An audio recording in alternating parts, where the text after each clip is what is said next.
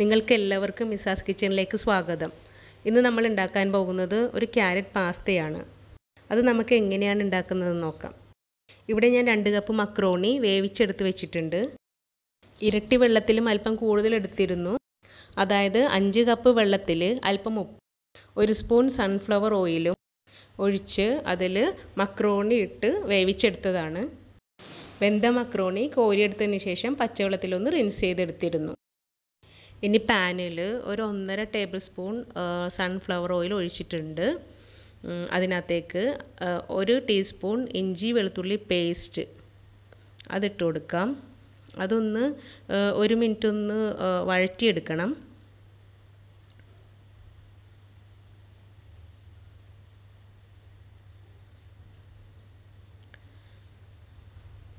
ഒരു 5-6 വെളുത്തുള്ളി ക്രഷ് ചെയ്തെടുത്തിട്ടുണ്ട്. ഇഞ്ചി വെളുത്തുള്ളി പേസ്റ്റാണ് എടുത്തത്. വീണ്ടും ഞാൻ 5-6 വെളുത്തുള്ളി എടുത്തിട്ടുണ്ട്. അതൊന്നും കൂടെ 1 മിനിറ്റ് വഴറ്റിയെടുത്തു. 2 പച്ചമുളക് ചെറുതായി അരിഞ്ഞത് അതും ഒന്ന് വഴറ്റിയെടുക്കാം.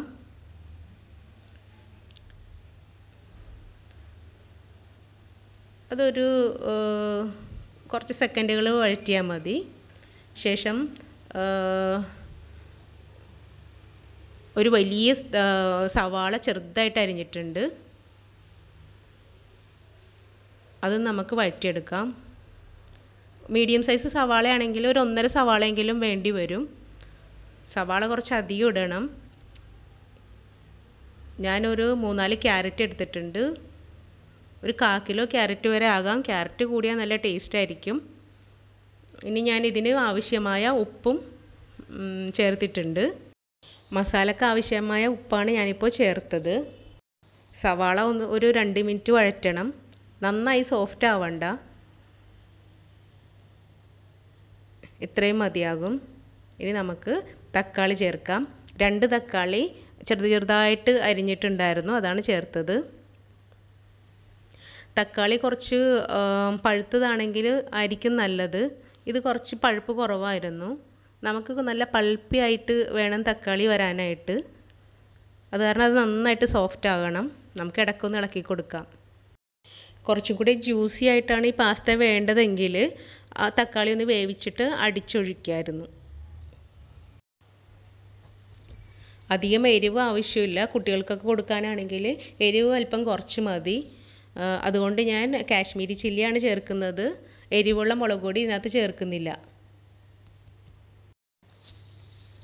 അല്പം നേരം കൂടി നമുക്ക് മിക്സ് ചെയ്ത് കൊടുത്തിട്ട് ക്യാരറ്റ് ചേർക്കാം. ക്യാരറ്റ് ഒരു 4 വലിയ ക്യാരറ്റ് ആണെങ്കിൽ അത്രയും നല്ലത്. എൻ്റെ കയ്യിൽ 4 ചെറിയ ക്യാരറ്റ് ഉണ്ടായിരുന്നുള്ളൂ. അതും കൂടി നമുക്ക് ആഡ് ചെയ്തിട്ട് അധികം വേവിക്കണ്ട. ഒരു 1 മിനിറ്റ് നേരം ഒന്ന് ഇളക്കി കൊടുത്താൽ മതി. അത് നമുക്ക് ഇതിനകത്ത് മിക്സ് ചെയ്യാം.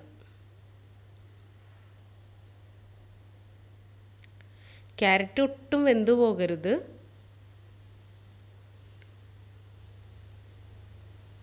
നന്നായി ഇതിനകത്ത് മിക്സായാൽ മതി. ഒട്ടും വെന്ത് പോകരുത്. നമുക്കിത് കഴിക്കുമ്പോൾ ഇങ്ങനെ ക്യാരറ്റ് കടിക്കണം. അതായിരിക്കും ടേസ്റ്റ്. 1 മിനിറ്റും കൂടെ നമുക്ക് മിക്സ് ചെയ്ത് കൊടുക്കാം. നിങ്ങൾക്ക് എരിവ് വേണമെന്നുണ്ടെങ്കിൽ 1 ടീസ്പൂൺ ചില്ലി സോസ് ഈ സമയത്ത് നമുക്ക് ആഡ് ചെയ്യാം. നമ്മളല്പം ടൊമാറ്റോ സോസ് ചേർക്കുന്നുണ്ട്. അത് കുറച്ച് കളറും കിട്ടും. കുട്ടികൾക്കൊക്കെ നല്ല ഇഷ്ടമായിരിക്കും. ഒരു 1.5 ടീസ്പൂൺ ടൊമാറ്റോ സോസ് നമുക്കിതിനകത്ത് ചേർത്ത് കൊടുക്കാം.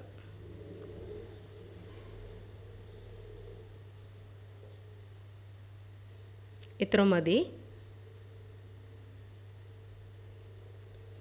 ഒന്നുകൂടി നന്നായിട്ട് മിക്സ് ചെയ്യാം.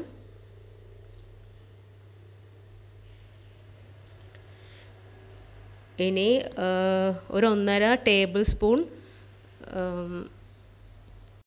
ചീസും കൂടെ നമുക്ക് ചേർത്ത് കൊടുക്കാം. ഇനി ചീസ് നിങ്ങളുടെ അടുത്ത് ഇല്ലയെന്നുണ്ടെങ്കിൽ ഒരു സ്പൂൺ ബട്ടർ ആയാലും മതി. അത് ചേർത്താലും നല്ല ടേസ്റ്റ് ആയിരിക്കും. അവസാനമായി നമ്മൾ വേവിച്ച് വെച്ചിരിക്കുന്ന മക്രോണിയും കൂടി ചേർത്തിട്ട് നന്നായിട്ടൊന്ന് മിക്സ് ചെയ്യാം.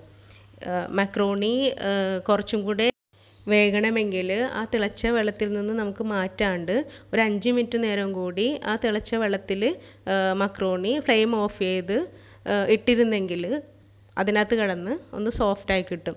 നമ്മൾ അതിനകത്ത് കുറച്ച് എണ്ണ ഒഴിച്ചല്ലോ, അപ്പം അത് സ്റ്റിക്കി ആകൂല, ഇങ്ങനെ ഒറ്റക്കൊറ്റയ്ക്ക് തന്നെ നമുക്ക് കിട്ടും. അതിങ്ങനെ ഈ സമയത്ത് ആ വെള്ളത്തിൽ നിന്ന് കോരി ഇതിനകത്തേക്ക് ഇട്ടിരുന്നെങ്കിൽ നമുക്ക് അതൊന്ന് ഉടച്ചെടുക്കാം, നന്നായിട്ട് ഉടഞ്ഞു കിട്ടും. സാധാരണ ഞാൻ അങ്ങനെയാണ് ഉണ്ടാക്കാറ്, കുട്ടികൾക്ക് അതാണ് ഇഷ്ടം. അത് കുറച്ച് ക്രീമി ആയിട്ടിരിക്കും. പക്ഷേ ഇപ്പോൾ ഞാനിത് കുറച്ച് ഡ്രൈ ആയിട്ടാണ് എടുത്തിരിക്കുന്നത്. വലിയവർക്കൊക്കെ ഇങ്ങനെയായിരിക്കും ഇഷ്ടമുണ്ടാവുക.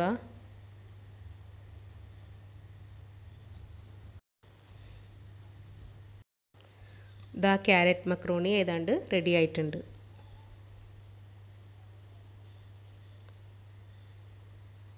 ഇനി നമുക്ക് ഫ്ലെയിം ഓഫ് ചെയ്യാം. ഇത്രേ ഉള്ളൂ, നല്ല ടേസ്റ്റിയായ മക്രോണി റെഡി ആയിട്ടുണ്ട്. ഇങ്ങനെയും നിങ്ങൾ ഉണ്ടാക്കി നോക്കണം. അടിപൊളിയായിട്ടുണ്ട്.